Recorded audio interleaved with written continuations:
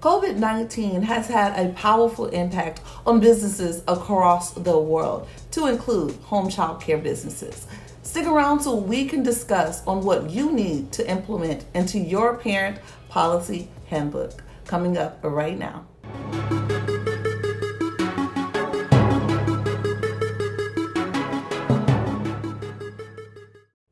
Hey, what's going on? This is Playtime Childcare Training, your YouTube channel where we help you to start, grow, and succeed as childcare providers by providing you with tips, techniques, and training all in the area of caring for children. If this is your first time, make sure you hit that alert button. Also hit the subscribe button. Also hit the alert button so you will know the next time we upload brand new videos. Today we are talking about policy handbooks and how you need to implement COVID-19 into your policy handbook. Now, there are going to be 4 major key areas that you need to address with parents when you place it into your handbook. The first thing you're going to want to address with parents are the things that you're going to be implementing and enforcing in regards to COVID-19. The next thing is how you're going to clean the toys. Next, how you're going to disinfect bedding.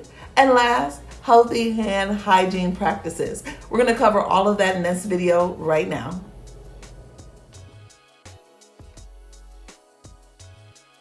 All the things I'm going to be sharing with you today can be found on the CDC website. So again, these aren't just my recommendation. These are things coming directly from CDC. And since every city and county is different in regards to family child care, home child care, you want to make sure that you check with your area to see what actually needs to fall under your policy handbook for your business. Now, this is us speaking in general. So again, make sure you check with your licensing rep so that you will know what needs to be implemented for your program.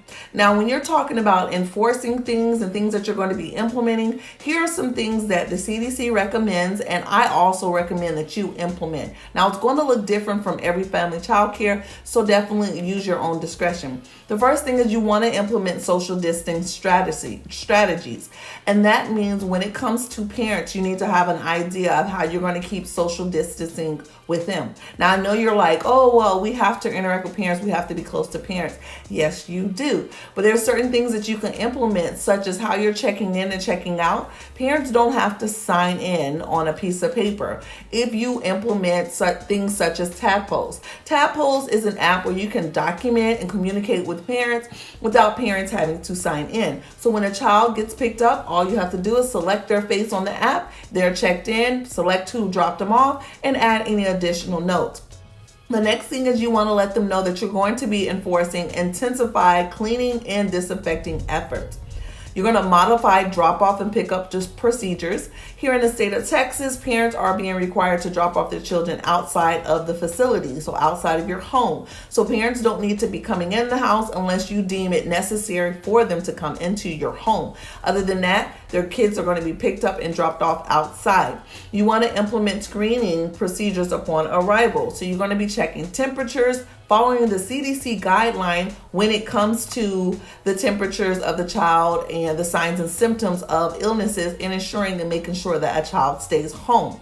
When feasible, providers and children who are ages 2 years of age and older are going to be wearing face masks. Now, again, it really depends in your area if this really will apply, because your state or your county may not consider this something that needs to be done. Again, check with your area. This is something that is found on the CDC website, so this is something you may want to implement. Now, does this mean they have to wear it all day? That's going to be up to you to add into your policy handbook. Again, children younger than 2, you obviously don't want to try to implement this because there is a risk of suffocating, especially for babies. So do not put any mask on babies and infants younger than 2. And if you're going to do children 3 years of age and older, also make sure to check with your licensing rep, because children, it's going to be really difficult for them to wear masks. So you're going to have to implement different things inside of your family child care practice. It says parents and guardians will take their child's temperature either before they get to your home child care and take a picture, or once they arrive, and then you're able to see that that child is fever free. The next thing is parents and guardians will confirm that the child does not have a fever, shortness of breath, or a cough. Obviously, if they do, you want to make sure that you're not taking that child in. If we conduct temperature screenings, we will follow the following steps. So when you're conducting temperature screenings, you want to follow these steps at minimum. Perform hand hygiene. Wash hands with soap and water for 20 seconds. If soap and water are not available, use hand sanitizer that has at least 60% of alcohol in it.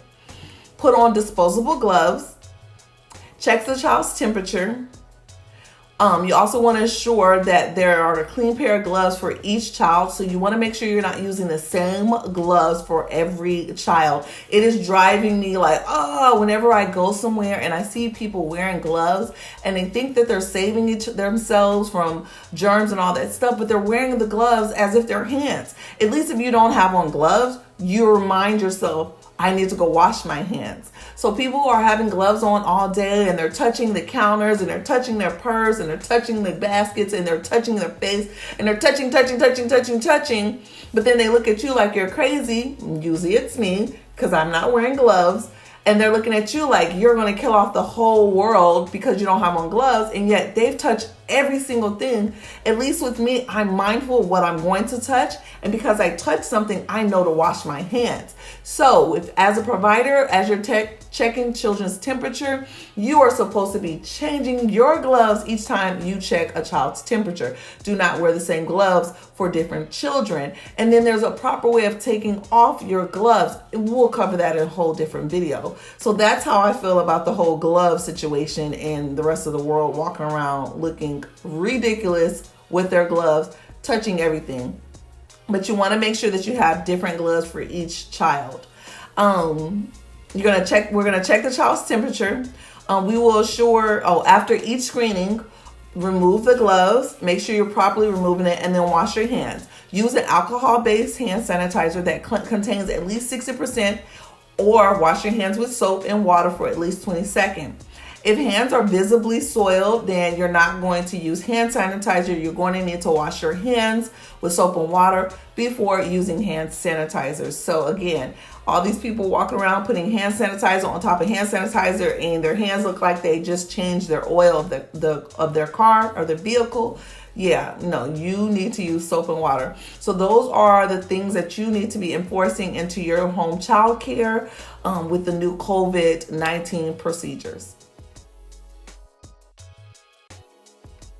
Now, the biggest things when it comes to cleaning and sanitizing toys is you want to remember, especially during times like this, toys that cannot be cleaned and sanitized need not to be used. My biggest pet peeve, even before the COVID-19, are items that are cloth. Stuffed animals, baby dolls that are cloth. I do not even allow it in the daycare because children can get hand, mouth, foot disease. And it's basically where they're sucking on toys and you can't sanitize. If you're not washing those things daily, which most providers aren't washing them daily, then you should not use it. And now with the COVID-19, definitely make sure that you're not using things such as stuffed animals and cloth toys that cannot be sanitized properly each day or after each use. Toys that children have placed in their mouth or otherwise contaminated with other body fluids need to be set aside. So if a child is playing with a toy, once you see that child has placed that toy down, you need to have a sanitizing bucket. If you're in the state of Texas, this is something that you should have been implementing anyway, especially if I am your trainer. I have taught you this. And basically a sanitizing bucket is a bucket that says sanitizing toys or something fancy, so people will know that you do have bleach in there, as are Clorox in there, as well as water. Now remember, Clorox is the only company that actually has pure bleach in their solution. So if you go buy the Walmart brand or HEB brand, it doesn't have the concentration of Clorox that needs for that sanitizing. Now a lot of people are saying, well, I'm going to use Lysol, I'm going to use this. I say stick with the good old-fashioned Clorox and water when it comes to sanitizing the toys. So a child puts it in their mouth. Once they're done, you automatically put it and drop it into that bucket. Now make sure that bucket is out of reach of children because you don't want a child to drown in that bucket. Hopefully the water's not that high, or to swallow things within that bucket. So it needs to be high so that a child cannot get to it, but it needs to be also visible where the sign, so the adult knows not to tip it over and pour bleach all on his or her body. Again, soon as they have it, you put it in that bucket. At the end of the day, during nap time, whenever, you're going to make sure you wash it with soap water. Then you're going to rinse it, and then you're going to sanitize it. I like using the Clorox method for sanitizing, but you can also use EPA registered disinfection. Rinse it again, and then allow it to air dry. But most importantly, make sure you are not using cloth toys. Toys will not be shared within a group. So unfortunately with this COVID-19, you want to make sure that you have a plethora of toys where you can give each individual child their own bucket of toys. I recommend going to Dollar Tree and getting big buckets. And depending on how many children you have, maybe you can place their names on the buckets, or maybe you can place a number system on the bucket. And based on what you're doing for the week, that can be their toys that they're going to be using. Now, I know this sounds silly and ridiculous, and some of you may even want to complain that this is impossible. All things are possible if you have systems in place, because what you don't want to happen is licensing comes in and you're not implementing things or anything that is going to help in the COVID-19 pandemic. And so then they just say, what the heck, close all the family child cares. And you don't want that to happen. So the things I'm telling you, as hard as it may be, it's not impossible. So here's the thing. Each child can have their own big bucket. Get it from Dollar Tree. And then give each child their own maybe 3 or 4 little buckets where you're sorting different toys. So as they're soiling those toys or messing around with those toys, bucket A can be for the morning time, or bucket 1. Bucket 2, and this is inside their big bucket. Bucket 2 can be for right before lunchtime. Bucket 3 can be for after nap time, and bucket 4 can be before they leave. And you're going to divide it that way. And I'm going to make a separate video that's going to help explain that, so that you can have it make sense for you and you're able to implement it. So make sure you're doing something that's going to help in that area. Toys that need to be cleaned will be placed in a soil container, and I explained all of that earlier. You want to make sure that you're washing these. Things such as children's books, like other paper-based materials, such as mail or envelopes, are not considered a high risk for transmission and do not need additional cleaning or disinfection procedures.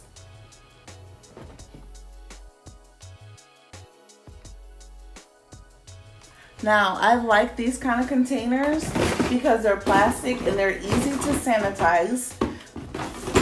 And you can use this, and again, go to Dollar Tree and you can get a bigger bucket, and basically you'll have 3 buckets or maybe just 2 buckets and just a few toys at a time. So maybe this is going to be the AM toy bin for your kids, and again, it's going to be based on the age group. So obviously I chose smaller ones. So this one has, music, and it could be sprayed and sanitized. And then once the morning time is over and you're done with toys for this time, these group of toys are going to be considered sanitizing toys. So you're going to do the water and the Clorox, or however you're choosing to sanitize. But again, this gets placed up. Now, this can be, again, AM, midday, evening. AM, midday, evening. And then these come with wheels. So as you're finished, you got AM down here, you got midday right here, and you have evening right here. And as you're done with each section, you can roll it somewhere where the children can't get to, maybe up against the wall in your food pantry or somewhere in your garage. And then at the end of the day, it's easy just to take it out and boom, add the sanitizing stuff to it, and it's not that hard. And this can be, boom, day 1, and you air dry it, and you can have more than this. So this is like probably the best idea for you when it comes to trying to follow the COVID-19 procedures.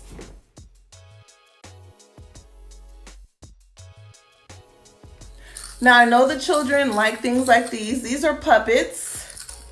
Hello, Mr. Pig. But again, You can't spray this and sanitize it. This is something that has to be washed every single day.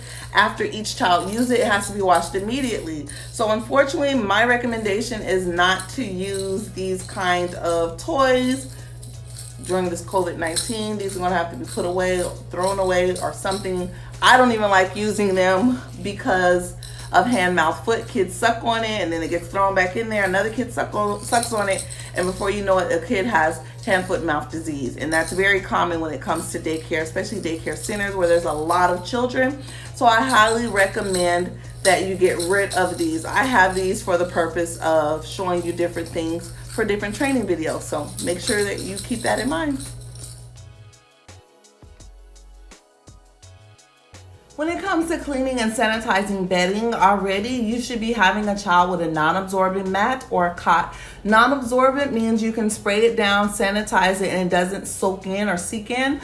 A lot of people, I see them using pack and plays for the infants, which is totally fine, but you still have to buy a non-absorbent mattress for that pack and play. The mat that comes with it, it is absorbable. That means if you spray it, it's cotton or whatever material, and it soaks the water, the solution. So you need to make sure that you have a non-absorbent mat that you can spray and wipe down. And then you also want to make sure that the sheets and the bedding for each child is separate. They're not sharing bedding, they're not sharing beds, and you want to make sure that it is washed every week. Blankets should be going home. Every child's bedding should be kept in its own separate container. And if you really want to be on a next level, like the highest level, send the bedding home daily and just require parents to have a 5 days worth of blankets that they can bring to you in sheets. And then as each day goes on, you just put it in a plastic bag and send it home with the parents. So technically the bedding part is super easy. You just want to make sure that you implement it.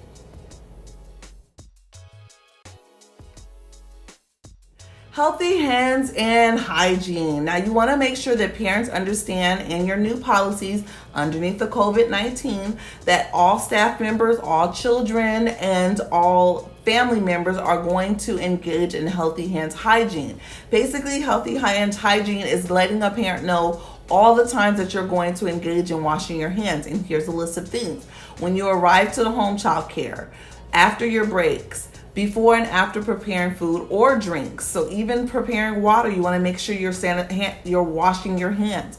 Before and after eating or handling food or feeding children. Before and after administering medication or medical ointment. Before and after diapering. After using the toilet or helping a child use the bathroom. After coming in contact with bodily fluids such as wiping the nose or if a child is crying on you. After handling animals or cleaning up animal waste if you have animals in your home, after playing outdoors, after handling garbage. And then it talks about how you're going to wash your hands. Wash your hands with soap and water for at least 20 seconds. If your hands are not visibly dirty, then you're allowed to use alcohol-based hand sanitizer that must have at least 60% of alcohol. But if your hands are soiled and you can see that they are visibly dirty, then you need to be washing your hands first. You want to also supervise children around hand sanitizer because you don't want them to ingest that or for it to get into their eyes because it burns. And then last but not least, you want to make sure that you're assisting children also in healthy hands hygiene, helping them to wash their hands because they can't wash their hands on their own. So make sure that you're helping them in that area.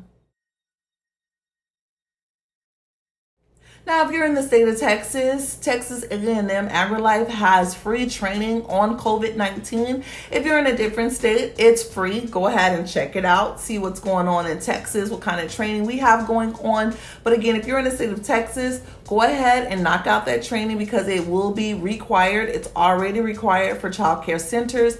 And I am sure if by this video, they will be requiring that training to be done by family child care providers.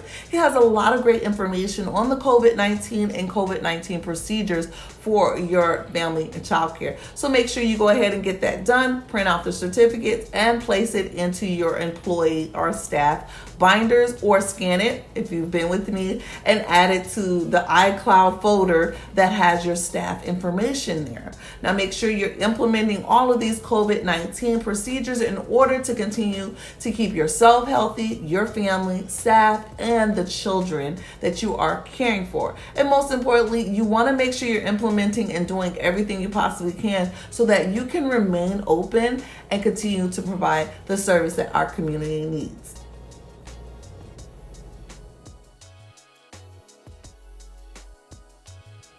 If you need a copy of a parent policy handbook, click on the link located in the description or located in the first comment and receive a free copy of my policy handbook. If for whatever reason you cannot download it, you can contact me, at playtimechildcaretraining.com. If I do not respond within 24 hours, try contacting me again because it means it probably went into my junk box. I'm trying to make sure to keep checking my junk mail, but sometimes I forget. But I always respond within 24 hours.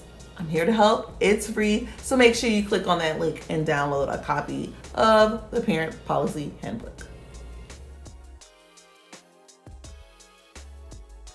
Question of the day. Have you been implementing a new COVID-19 procedures? Make sure you let us know below, comment, interact with each other because that's how we grow this amazing community.